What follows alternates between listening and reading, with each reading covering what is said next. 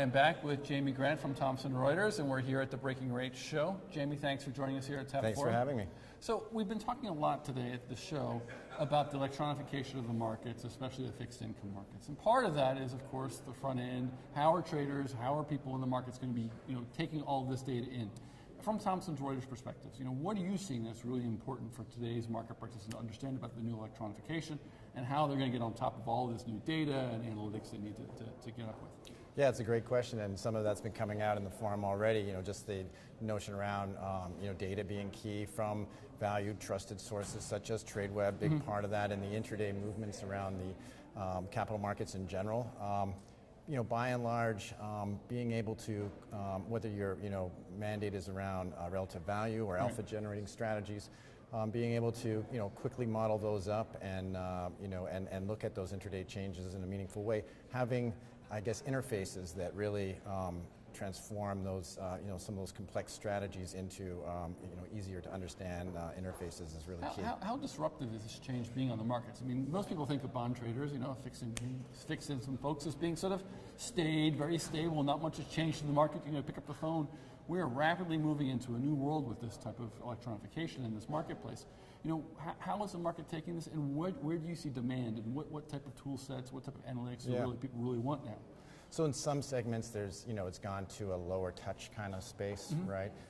So less hands-on, and then I think for most industry practitioners, it's looking for more holistic solutions that combine things like pricing engines and inventory management all into kind of one framework where you've got just a natural need to kind of aggregate a whole bunch of information into, and again, one of those easy to see unified kind of formats. And we're talking real-time or near real-time sort of aggregation and analytics. This is like front-end, high speed. I mean, we're not talking equity market high speed. We're talking much quicker than before.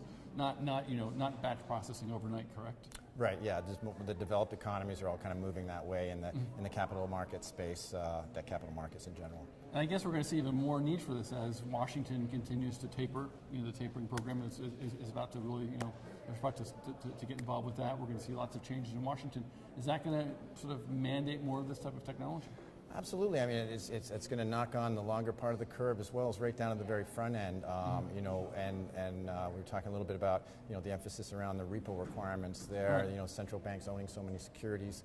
The need to be able to quickly get to the right information to assess floating supply versus floating demand. That's going to be a big part of not getting caught in being short a security that you can't borrow, that sort of thing. Right. So we're seeing we serve that market in the data layer from all the trusted sources around the interdealer space, but also from product just being able to locate bondholders and that sort of thing is key to that whole equation. And I imagine the changes that are going on in the swaps market with the collateral requirements, it means even more requirements for this sort of knowing where things are and relative values and being able to locate the data that you need to support your trades is going to be even more important as we move forward. Yeah, that whole space, particularly around the, the collateralization and the derivatives kind of risk management, cash management space with, the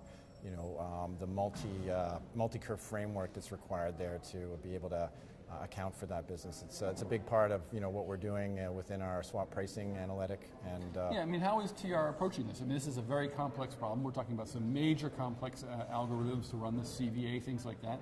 This is not an easy lift for almost anyone to do. I mean, when you're talking to potential clients, you're talking to people out in the marketplace, what is the one thing that they're saying that they need? Is it ease of use? Is it relative implementation? Is it data? I mean, what's the one topic that you're seeing? Yeah, great question. And I would have to say, just in a bullet point answer, probably CVA portfolio, right? Taking that up to a broader picture of where your interest rate risk is, both from a counterparty credit as well as interest rate domain. And in a real-time or near real-time environment, correct? Absolutely. That's no longer this do CVA overnight and you're fine for the next day. It's almost it's multi-day, multi-point.